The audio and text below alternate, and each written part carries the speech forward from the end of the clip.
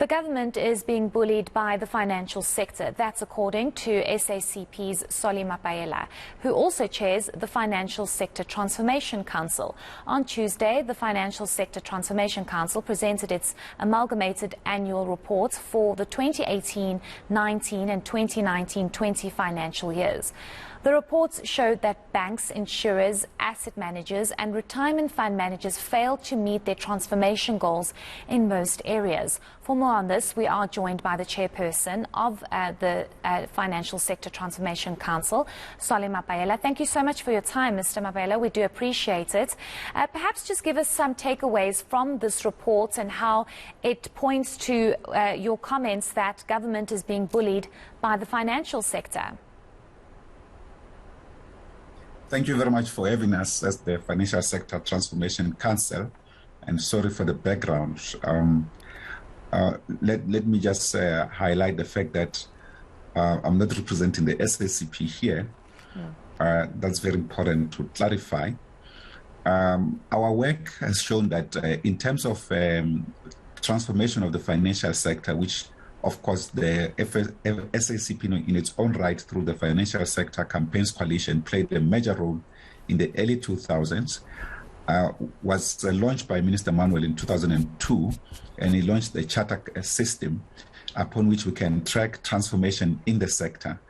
There are key areas of transformation, 7 areas. One deals with the ownership, the management control, that is ownership change, skills development, areas of preferential procurement, socio-economic development, social responsibility, in other words, empowerment financing and access to financial services, and several others. Over the years, these charter processes have dismally failed to even reach the mere basic targets that the sector had almost set for itself, because most of these targets were not even imposed by government, but through negotiations at the NEDLAC process. And we have seen that in recent times, where we used this word that government was being bullied by the financial sector, is that they dominate discussions, they refuse to comply. Part of the delay of the launch of this combined reports for 2018, 2019, 2020, it's principally because the so-called financial sector groups, the trade associations, whether it's the insurance industry, the asset management, or the banks, have literally not wanting to play ball. And government has been allowing this to happen. And we've indicated that recently, when during the period of COVID, we've seen the banks have made good profits this year. All of the banks have announced good margins. And also that government tried to assist the financial sector. There was 200 billion set aside for this kind of intervention with a minimal risk guaranteed by government, nonetheless, by the financial sector. And yet they failed to utilize even that space accorded to it by government, and they refuse to accept any consequence, because government has the capacity, for instance, to withdraw licenses, which it has failed to do for all of these banks, the insurance companies, and the asset management companies, and several others. They think they can do as they please.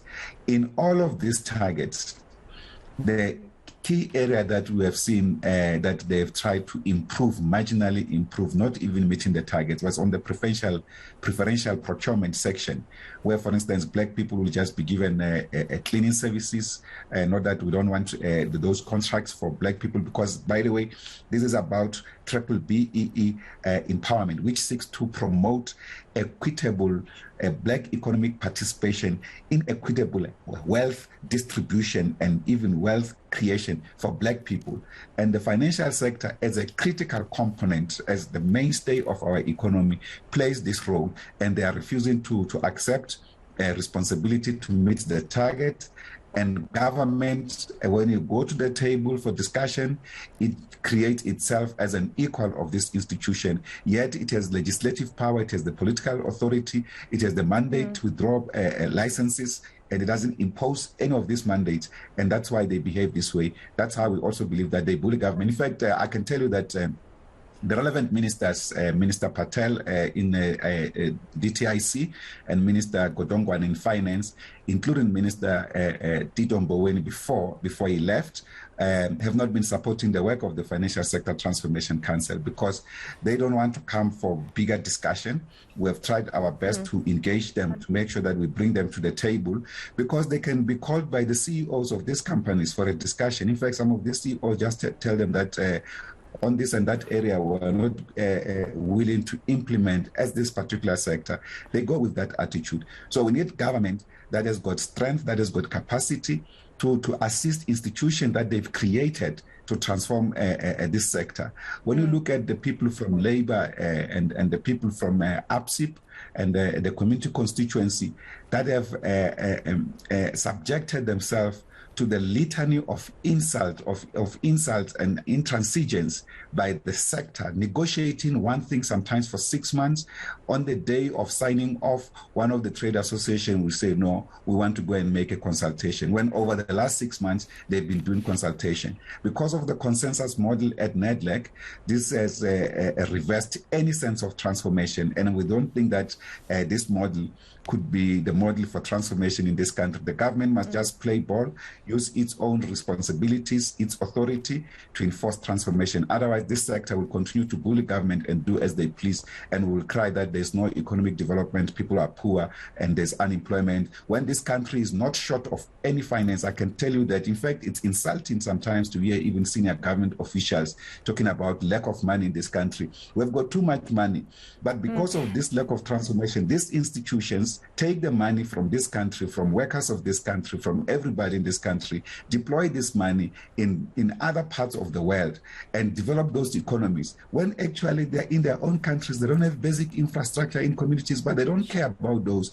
That's the task of government, which has actually run away from its responsibility because of being bullied by this sector. Sure. Sorry, I have to interject there. I can see that you're very passionate about this, and it's an important one.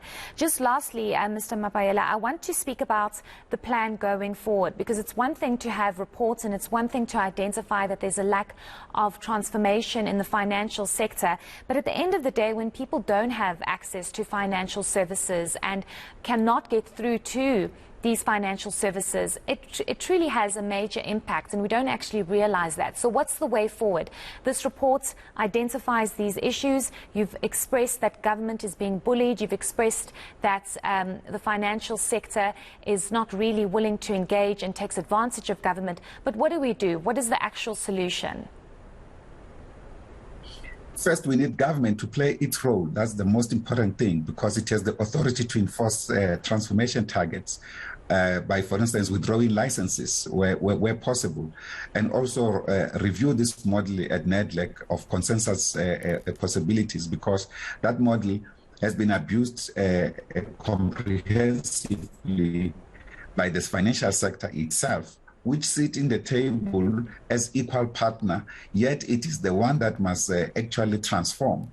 So those are two major areas. Thirdly is that the community constituency, the APSIP group, which is an association of black professionals in the financial sector, as well as labor, will have to take much more public action against this institution to enforce transformation, even against government. And also that particularly labor, because it has some of its representatives sitting in different institutions, particularly when it comes to retirement funds, that particular sector of the economy, labor needs to play a much more proactive role. Of course, working with government, because most of these institutions, whether it's the PIC, government employee pension funds and others, are under the control of government, but they only create an impression that they will look after workers when they've left the job place.